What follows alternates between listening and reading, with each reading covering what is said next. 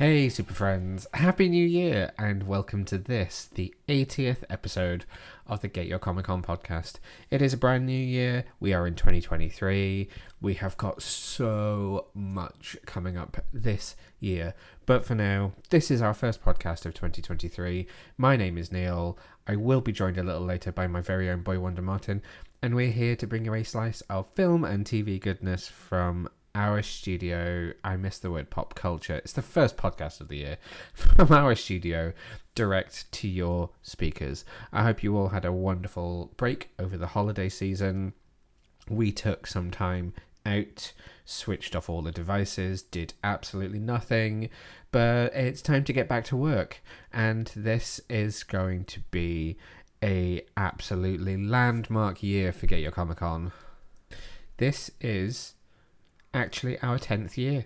This year will be the 10-year anniversary of when the site very first started, after we got back from our first trip to San Diego Comic Con, and my friends goaded me into starting this thing, as it was a Tumblr blog at the time, right through to what we have now. So July, it shares a birthday with me, so July the 26th will be the 10th anniversary of Get Your Comic Con this year. And we've got some really big plans, but I don't want to give too much away about that just yet. We have some business to get down to. So this episode, I'm going to cover off some news by myself, because Boy Wonder is working hard on his PhD. Then he is going to join me for a chat about Doom Patrol Season 4, which has just finished airing its first 6 episodes on HBO Max in the US. And I may have a couple of comic book recommendations for you, because we've just been lacking in some comic book content on this podcast. So, without further ado, let's dive into some news.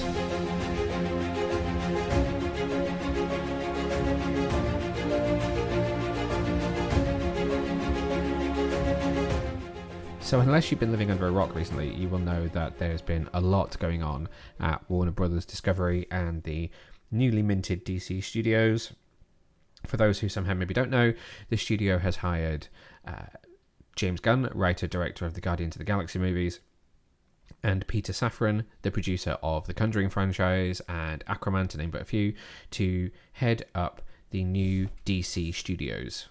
That is what has in turn led to Henry Cavill announcing that he is no longer Superman, only 3 weeks after announcing that he was now Superman again. I shouldn't laugh, it's an awful scenario, but it makes sense. It's unfortunate that his return happened to occur right when the management was changing, with Gunn and Safran being given carte blanche to do whatever they wanted in order to correct the path of the DC universe on film, as it is. But anyway, we're looking ahead, we're not looking back. Gunn has confirmed that he is writing a Superman movie, which we kind of know is the first project that has so far been confirmed from this new DCU, and that film is going to be a younger Superman, which is why Cavill is not going to be playing the role. It is not, he has said, categorically, it's not an origin story. It has no director, it has no casting. It's really just a project that he is writing at this exact moment in time. We don't even know for sure if that is going to be the first project that releases from the new DCU. All we really know for sure is that it is the first project that we know of, which is confirmed. But anyway, the other thing that we do know is that Gunn is going to be announcing some of their first batch of titles in the next few weeks, sometime this month for sure. As for the types of projects being announced, we know very little at the moment. So the overall plan is a 10-year mission of storytelling.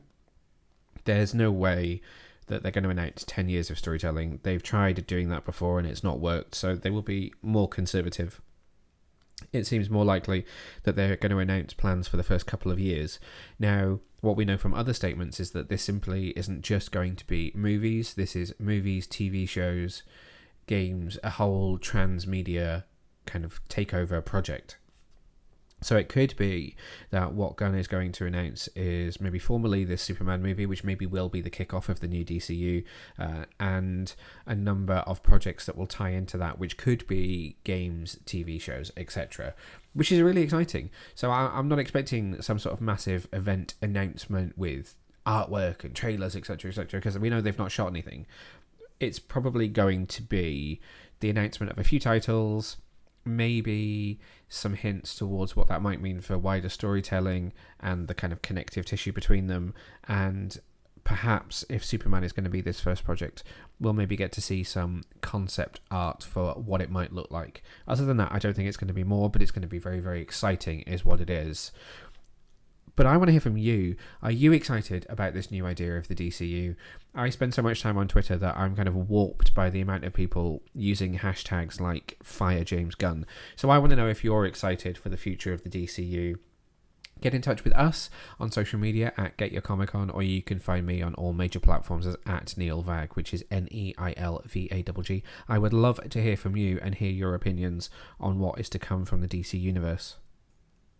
Now, if I asked you what your favourite TV show of the last 12 months is, I would imagine quite a few of you out there are probably going to say Wednesday on Netflix, which is an absolute global phenomenon at this point.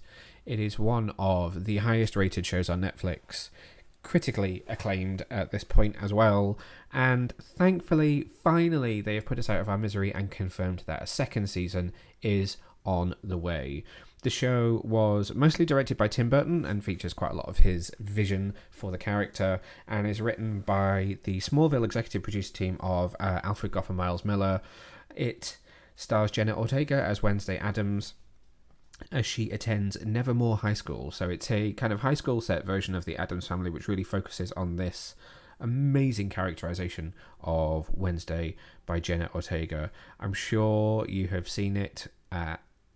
We just binged it over the Christmas period, and it is so much fun. It is a brilliant show. It's nice to see Netflix actually putting some budget behind something other than Stranger Things.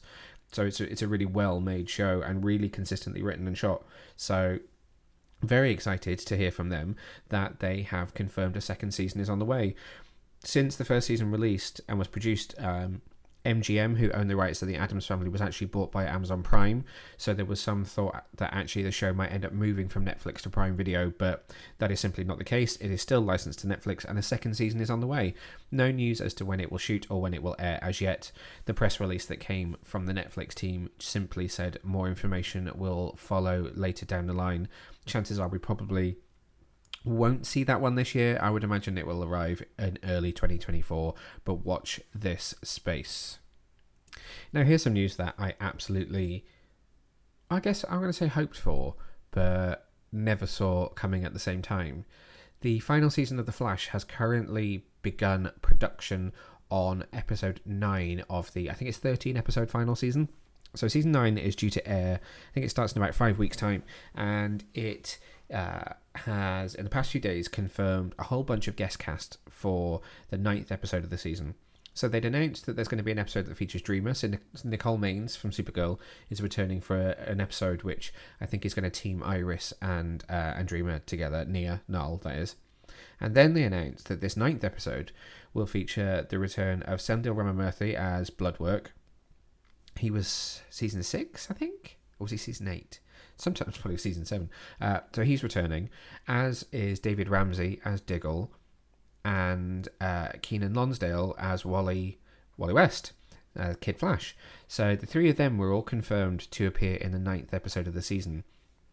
And it was also confirmed that that episode would be directed by Danielle Panabaker, who obviously plays Caitlin/Frost. We don't really know what her position is in this final season, because where she was at the end of season 8 was quite precarious and possibly lent into the fact that maybe she could be the villain of the final season. So she's directing. They've got these 3 huge guest stars, and then breaking news, Stephen Amell is appearing in the episode. He is returning to the Arrowverse. Of course he's returning to the Arrowverse. Why wouldn't he? He is the guy that started it all, so why would he not come back for what is the final season of the final show which exists in that world? Of course, the question then is raised as to whether he's playing Oliver Queen, Green Arrow, the Flash from Elseworlds, or a Nazi from Earth X, or Spectre from Crisis on Infinite Earths. But you know what? Who cares? Stephen Amell is back in some respect. And he's going to be there to help send off the Arrowverse that he started back in 2012. So that is very, very exciting. And I see he's now putting out statements saying, don't ask me questions, just enjoy it, which sounds really typically Stephen from interviews that I've seen with him. I don't know yet when Season 9 is going to air in the UK, but it starts in the US in February. It's the first of the CW DC shows that will return for this season, with Superman and Lois and the first season of Gotham Knights then starting in March. So we'll just have to wait and see what happens. But it's very exciting. Chances are that the reason they've announced this is because they're going to be doing some filming outside for the episode, and that they want to get ahead of fans who follow the filming, catching the actors out in public whilst filming. So they're taking control of the narrative and just releasing those statements now, so that we know who to kind of expect when the set photos start to leak. Be interesting to see what costumes they're wearing though, won't it? Until such time as the episode's release, we'll just have to wait and guess as to what's going on. Could it be a flashback episode? Could it be some sort of multiversal, timey-wimey return for these characters? It's very exciting, though, and it's nice to see that The Flash is getting the reverence that it deserves as it does its victory lap before ending, sadly, after 9 years. Last up in the news this week, I just wanted to touch on podcast plans for this year. As I obviously was tooting my horn about at the beginning of this podcast, this is our 10th year. This is a big year for us. So we're going to be playing with the formula a little bit. We're also going to be trying to work around Boy Wonder's PhD a lot more, which means you're probably going to get more episodes where it's either me by myself or me maybe joined by James or one of the others from the GYCO crew, just while we try and make sure that Boy Wonder actually has time to study, because, you know, as much as I love this podcast, his PhD does come first. So I'm hoping you're going to hear more podcasts from us this year and more regularly, but you might find that we mess with our formula a little bit as we get ready to celebrate this huge landmark year. But for now, that is it for the news.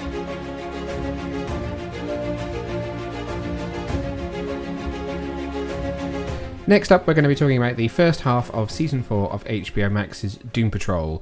So the first 6 episodes have now aired in the US. This is what they are calling Part 1 of Season 4. We still don't know when this is going to be coming to the UK, but following on from our experience of interviewing the cast at New York Comic Con back last year, we have had the chance to watch these 6 episodes. Thank you to HBO Max for that. So we are going to be talking about our thoughts on those first 6 episodes. And I couldn't talk about Doom Patrol without being joined by Boy Wonder. So, Doom Patrol Season 4. Happy to have the gang back? Always. Has it been good to have the show back? Yes. Now that we've seen kind of the whole Part 1 thing done for Titans and Doom Patrol, how do you feel about this slightly different structure to the season rather than just running through all the episodes? I like it, but I'm irritated as well. You're irritated because you want more? Yeah. That's fair enough. We still don't know when Part 2 is actually going to air for either of these shows. Definitely not January. HBO Max hasn't announced its February programming yet, but I would kind of presume we would maybe know if Titans was coming back in February. I feel like we would have seen a trailer already, but that's a conversation for another day. For now, I just want to focus on these 6 episodes of Doom Patrol. So this season, main cast are all back again. So April Bowlby, Jovan Wade, Brendan Fraser, Matt Bomer, Michelle Gomez, Diane Guerrero, and of course the brilliant Matthew Zuck and Riley Shanahan, who are the 2 on-set actors that play Robot Man and Invisible Man? Negative Man. Thank you very much. That was not right at all. And they are... how do you describe the storyline of Season 4? Immortus. Doom Patrol nutsness.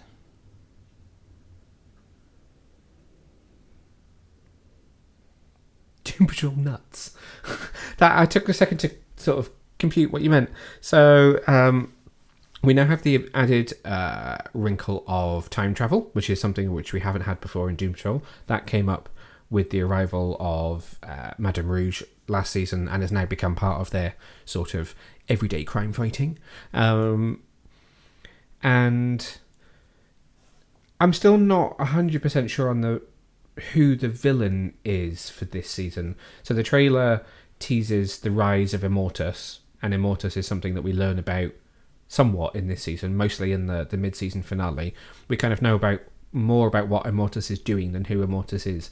Is this a thing from the comics that you are familiar with? Oh, you're raising your eyebrows, which says to me, no, I'm not. Please don't ask me questions.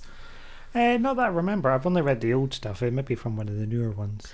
So from what we've seen in these episodes, it seems like Immortus is trying to steal what makes the Doom Patrol stay young. Because obviously someone like Rita is supposed to be very, very old by this point, but she isn't.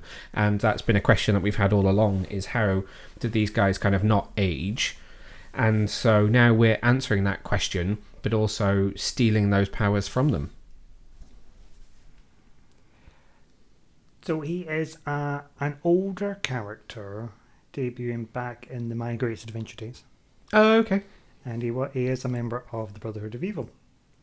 So essentially he is a general, he's like a soldier, very sort of very specific outfit. You may akin to another type of military age. Okay. Not so friendly people. We've seen them before in Series 1, Nazis. Yep.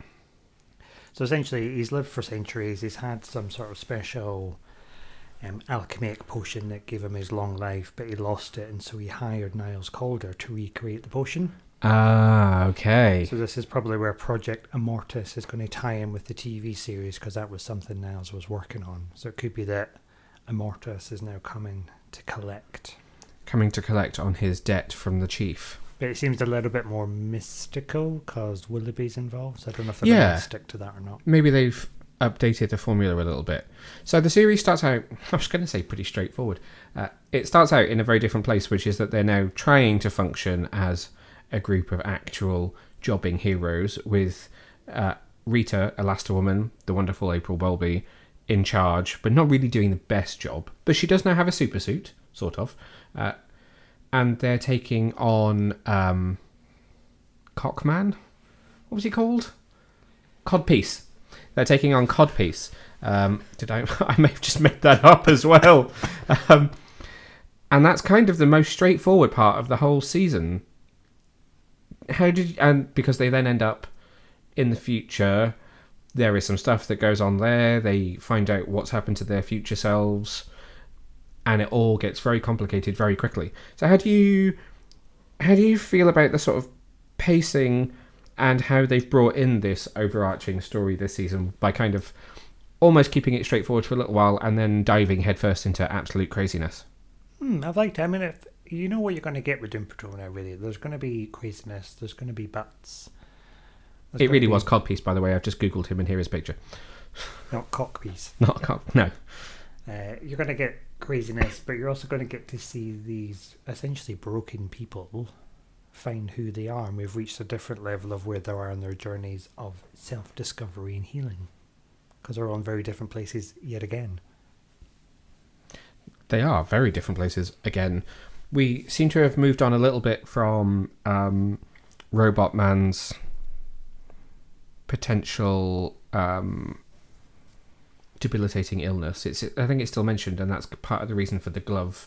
I don't want to say too much about what's going on with him, but there's a quite nice emotional arc to his story this season.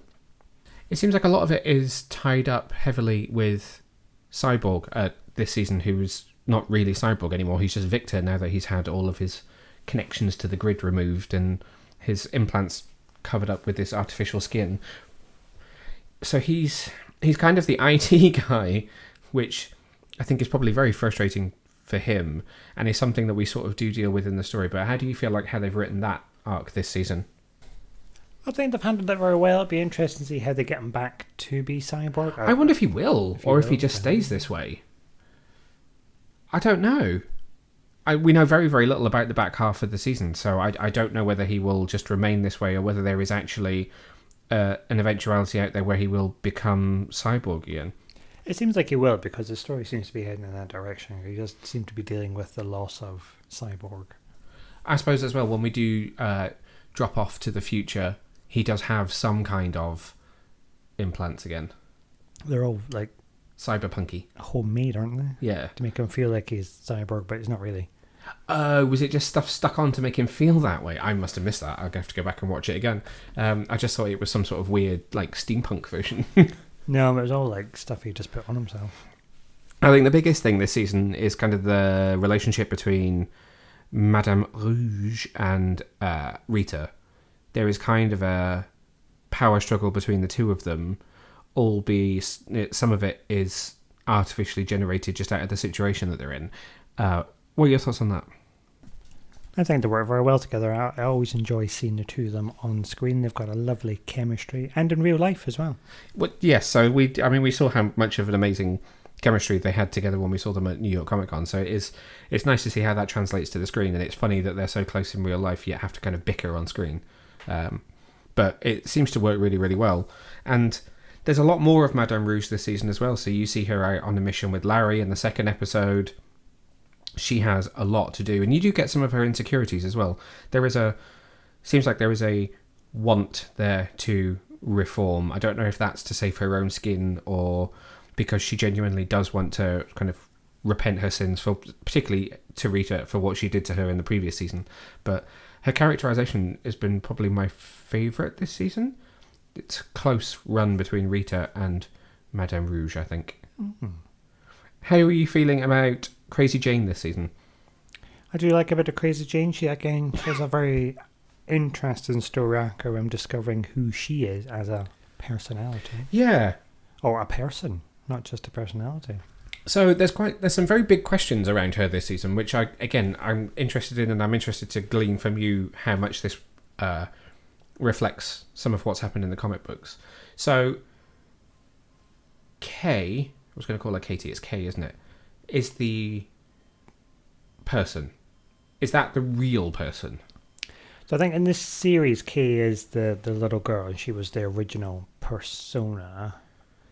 So what I've read from the Grant run, Kay's not mentioned at all. Really? Okay. It's always just been Jane, and the other girl, what was the other one's name again? What was her name again? There was another persona before Jane, essentially, who was in charge, and she lived a relatively normal life for a good few years. And then there was a really quite horrific, not episode, but issue of the comics where you then visit why that persona disappeared into the well, because it turns out she was raped in a church, and it was all very graphic. Okay, and yeah. And then Jane was brought in to sort of deal with stuff afterwards, and she became the primary. So is it sort of a case of... Let me try and explain it how I have understood it from the show, which may be totally wrong. So my grasp on it is that a person probably who was born as a real human being and has a family somewhere in the real world is Kay. Kay has some sort of superpower, metahuman ability, which is multiple personalities. And there is a hierarchy to these group of other personalities. So one of them is always elected as the primary who runs the body on the outside, because Kay was missing and needed to do some personal healing on the inside. And at the moment, Jane is that one, but she's a little bit all over the place, and so people keep sort of taking over, or she utilizes other ones when she needs them, like in season 1 when you'd see her do sort of like Razorhead and all that stuff, where she would kind of switch personalities to fight or whatever. Kinda. Please do feel free to correct me. So my understanding is that Kay was the little girl who had meta abilities, but was abused by the dad. Yeah. And her way to sort of deal with that abuse was to retreat inside her mentally, and then the other personalities were there to protect her. So how do the other personalities control the ability if Kay has the ability? Do they control her because they're in the body? Well, no, because Kay created them. Yeah. So they're there to protect. That's what they always talk about. Their whole purpose is to protect the girl. Yeah. So, no, the reason that I ask is, so, like, again, if you go back to sort of season 1, in those moments where she's Jane, but Jane would become someone else in a fight, how is she using that ability then? Well, that's like psychological, isn't it? Okay.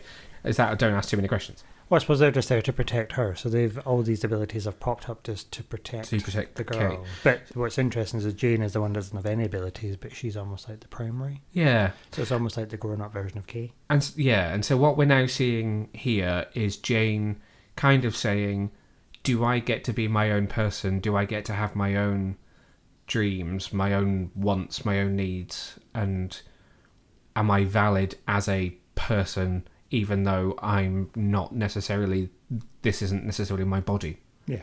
Which I think is really fascinating and is being explored in a very, very interesting way.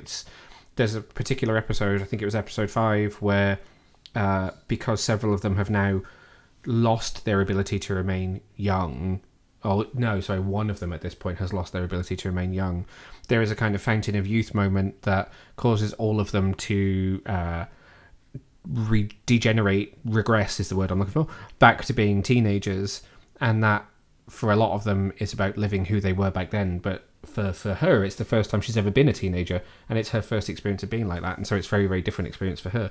It's a fascinating episode. How about Larry? I feel like Larry is a little underused this season so far. Yeah, his story hasn't really gone anywhere recently. No, so he has the new like maggot worm creature and appears to potentially have a new love interest in a character who we meet in episode 3, who returns in episode 6. Don't think he's in 5. I think he returns in 6. Who is played by, I'm going to forget his name, which is terrible. I'm going to tell you that he's Bloodwork from The Flash, and that he is also Mahinder Suresh from Heroes. Sendil Ramamurthy is the love interest. But outside of that, I feel like he's lacking a little bit this season. Underutilised. Yeah. So you agree with me then? Yes. Okay. Which is let's see what happens in the back half of the season. We might feel very, very differently. Interestingly, even though it's the most recent episode, I feel like the mid-season finale is probably the episode I remember the least. What happened? I'm not going to recount the entire episode whilst on the air, but Vic has re-teamed up with a friend of his from the past, who he has been to visit a couple of times, and in pairs they've all ended up in this slightly alternate type land that happens to be run by a mortis. I don't remember any of that. Really? We watched it last year. True, you say that, it's the 8th of January as we're recording still this. Last year. Okay, we're going to have to sit down and watch that one again. Do you have a favourite of these 6 episodes that you've seen so far? We've actually not touched on episode 4, which is totally different. But we will touch on that in a second. So I did enjoy the Danny episode. Episode 4, okay, we've reached it now. Yeah. Yes. So the 4th episode completely veers from the storyline and does not include any of the main cast whatsoever. It instead picks up with Danny the Street and... Danny the Ambulance. Danny the Ambulance. And Abigail, that's her real name. Please remind me of her name. The chief's daughter. Come on. I'm terrible today. I don't remember anything. Oh God, what is it? I'm going to leave this hanging recording until you're... put the phone down, Dorothy. Don't do that. Dorothy. Yeah. So we pick up with Dorothy and Danny for an episode. What was it you enjoyed about that one? I just like anything with Danny the Ambulance. It's a very... so the Ambulance is the Gerard Way era, isn't it, really? Rather than Grant Morrison. And it's interesting. I didn't realise that Abigail Monterey would be back this season for more Dorothy, but it's nice to see her and catch up with what she's doing. Presumably it's at some point going to fold into the main storyline, but I didn't feel like there was a massive connection between the two, was there really? No, I wonder if they're maybe going to do like a wee spin-off or something. Oh, I think I've got a feeling that she may appear in the Dead Boy Detectives, which they're developing at the moment. And obviously that episode also introduces us to one of... I keep wanting to call him Mitch Gerards, which is a comic book artist rather than Gerard Way. One of Gerard's characters, Casey, because the episode is called Casey Patrol. So that is where we meet her. I'm trying to remember her hero name. Space Case, played by Madeline Zima, who is a character you know absolutely nothing about, I think, because again, you've not read the Gerard Way era of the comics. So, but she is a new addition to the cast, who I'm sure I've heard other cast members talking about, which is why I presume that at some point they're going to overlap and actually get to interact with her. But for now, they're very much a standalone. But it's a good episode. It is a very good episode. Does, for me, slightly break the pacing and the continuity by having quite a big moment at the end of episode 3, disappearing off into episode 4 to do this Danny thing, and then coming back in episodes 5 and 6 for, I would say, the conclusion, but it's the mid-season conclusion of the storyline. I wonder if it's going to set up Danny the planet, because it was kind of heading that way. Oh, Danny becomes a planet? Yeah, so that, again, it's a Gerard Way thing, where the ambulance, he eventually takes over the spirit or the soul of a planet and he has his own place. If you can hear purring right now, it's because Ollie is actually sat on my lap. It's not me. Not Martin. Martin's not purring. Ollie is sat in my lap and is purring like absolute crazy. It's the only thing I can do to stop him from pushing on the microphone. Is there anything about season 4 so far that you've not really enjoyed? Just the mid-season break and the fact I've not been able to watch the rest of it. Weir Butts? How are you feeling about Weir Butts? I mean, I wouldn't like to meet one in person, but I do enjoy their presence on the telly box. Yeah. So there's and the zombie butts as well. Zombie Butts, which is all what's tied into this Immortus and trying to avoid this future. Does this feel... I don't want to ask this question because I feel I don't know the answer. Does this feel like a final season? Oh, I hope not, but it probably is. It feels like a final season to me somehow. I don't know what it is, but something about it feels very final. I don't know what it is. And I know... so the episode titles for this weren't confirmed kind of up front like Titans was. And we know that Titans is ending on an episode called Titans Forever. That seems to be the title of the season. I'm calling it season, we don't know. Finale for season 4. There were episode titles which were rumoured for Doom Patrol, but never confirmed. And the rumour was that the final episode was called Doom Patrol Patrol, because obviously every episode is called something Patrol. Which kind of made both series feel like they were going to be very final. But actually, the first episode was called Doom Patrol. So... who knows where it's going to end up episode title-wise. But there is something... I don't want it to end. And there is a glint of hope because... well, I'm going to give us with one hand and take us away with the other. Obviously, Warner Brothers, taken over by Discovery, big axing of lots of stuff. Which hasn't included Titans and Doom Patrol as we know of at this point. There's been no confirmation. Showrunners on all sides have said we're happy to keep going as long as people want to watch it and they feel fresh. Warner Brothers executives have now said they're done with that. There is no more kind of massive culling to come. That was their job for this year, was to cull, and they're now in a position where they've kind of made back the deficits that they need to make and they're able to move forwards in a more organic and kind of expected manner. So, you know, stuff will end when they feel like it needs to end, when it's not profitable, when whatever. Flip side being, obviously, we're about to get a huge announcement from James Gunn and Peter Safran on the beginning of the new DCU. So they have said that there are Elseworlds tales which will make part of their DCU. So, you know, either of these shows, because they've been pre-established as being on other Earths, could continue, could be folded in via the use of the old multiverse. So fingers crossed, both of them, both Titans and Doom Patrol, will survive, but we'll have to wait and see. But are they established as different Earths if we're going to have this crossover event? The crossover between Stargirl and... yeah, so... alright, ask me a difficult question. So the first episode back of Titans, which I think we talked about on our Titans episode, is called Dude, Where's My Gar? And that's the episode with a story credit to Ryan Potter, and that's where we think that Stargirl will show up. There is a rumour that someone from Doom Patrol is in it. One would presume Rita. If anything, I'm just expecting a flashback, and that this Earth Scar... we know this Earth Scar was raised by Rita, because that is what we saw in the Doom Patrol episode of Titans. But I thought that was a different Earth. It is. It's a different Earth to the Doom Patrol series. Oh, okay. So there's nothing to say that April Bowlby, or in fact any of them, because they were all in that episode, there's nothing to say that any of them can't appear in Titans as the Titans Earth's version of their character. Bloody hell. We'll have to wait and see. That's unconfirmed. I mean, we've seen a photo of Ryan Potter and Breck Bassinger together, so there's no escaping the fact that Stargirl's going to appear. But the Doom Patrol connection is only a rumour at this stage. So I wonder if he goes into the red, Uh-huh. and that's where the dude wears my car, because he's lost in the red. Yes. And in his attempt to get back out of the red, he goes into another universe. He could do, or we could be suggesting that Stargirl is on the same Earth, or she could be their Earth's version of Stargirl, because they didn't go to where Stargirl shoots to film. They made a local location to where they shoot Titans to be an exterior part of Blue Valley High. Oh, okay. So although it seems like he's visiting Blue Valley, they haven't gone to the location of Blue Valley that we would know. Interesting. Because they've not really mentioned the Justice League in Stargirl, have they? Not that I can think of. Where it's very heavy in Titans, because they're always talking about Wonder Woman. Yeah, true. You've got Star Labs and Soups. And I don't know if there's a question mark over time periods when the two shows are set. I feel like both are set, quote unquote, now. yeah, modern. Anyway, we're not talking about Doom Patrol at this point. You've veered us off into Titans territory. Well, it's still the same-ish universe. Is there anything else that you would like to say about Doom Patrol Season 4? No, just watch it.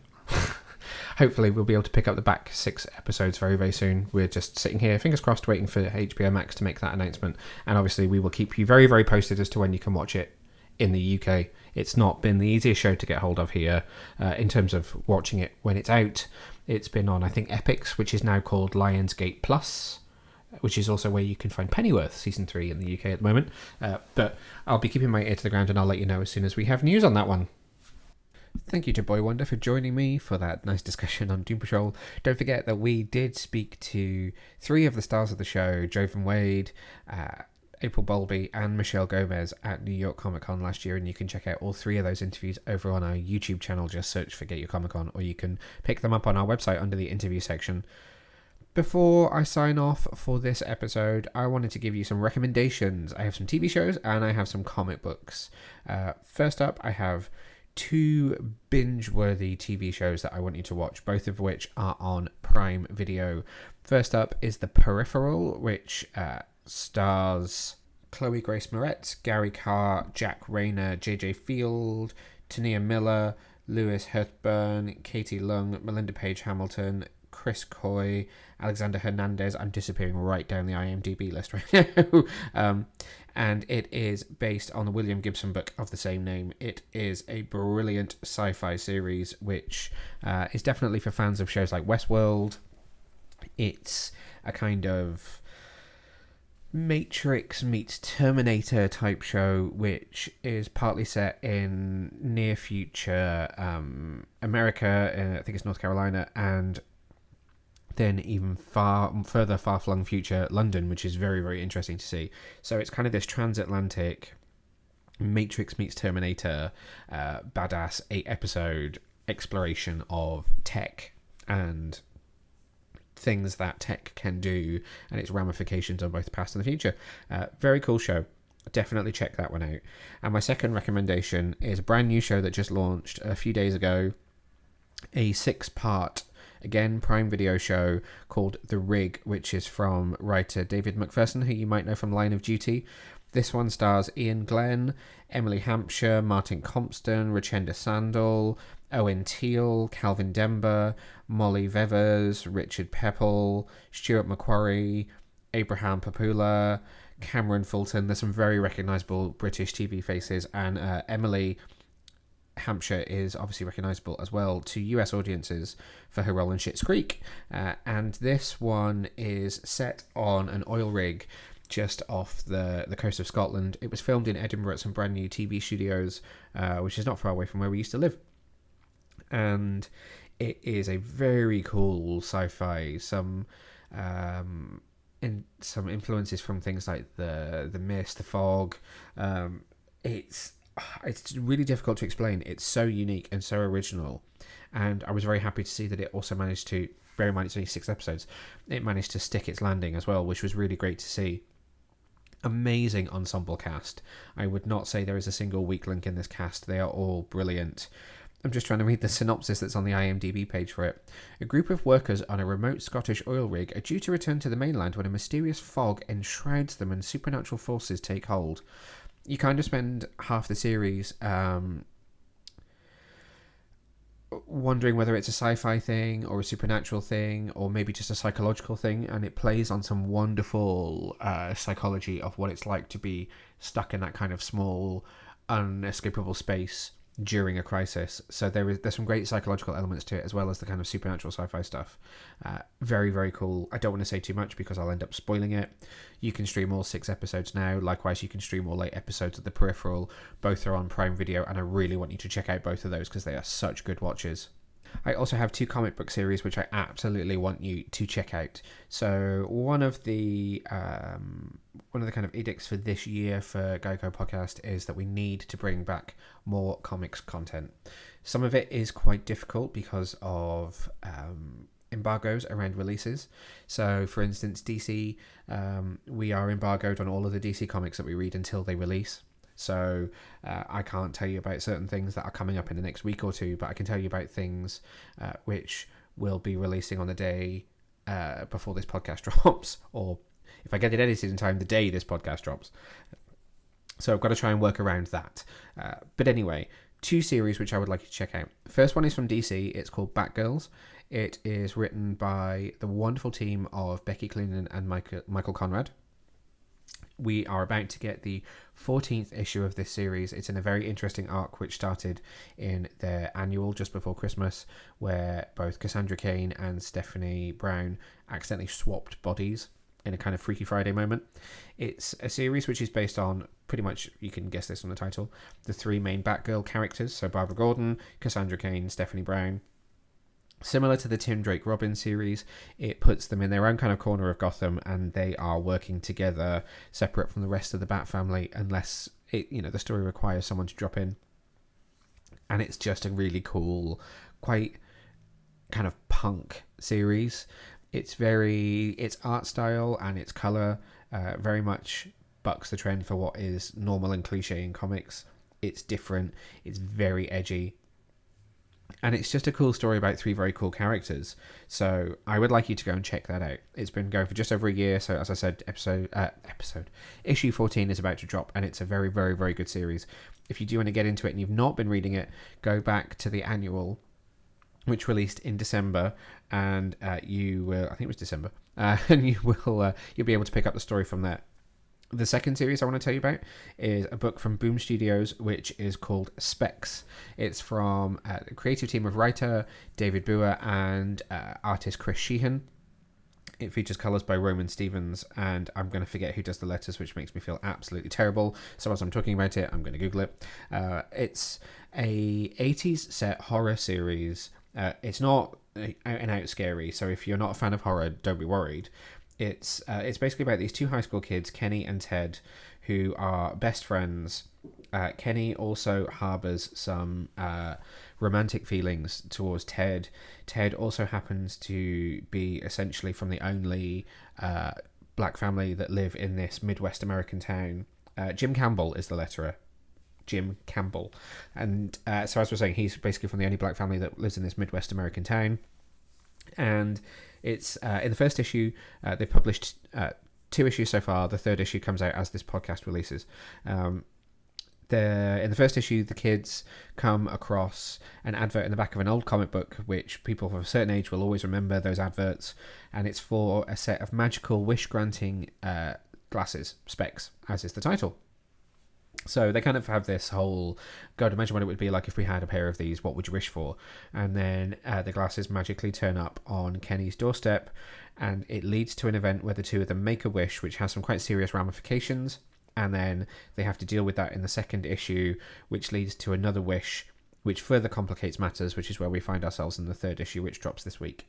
It is a wonderful, wonderful series. It's so well written. It's great to see a queer horror that's not just trying to push some kind of agenda.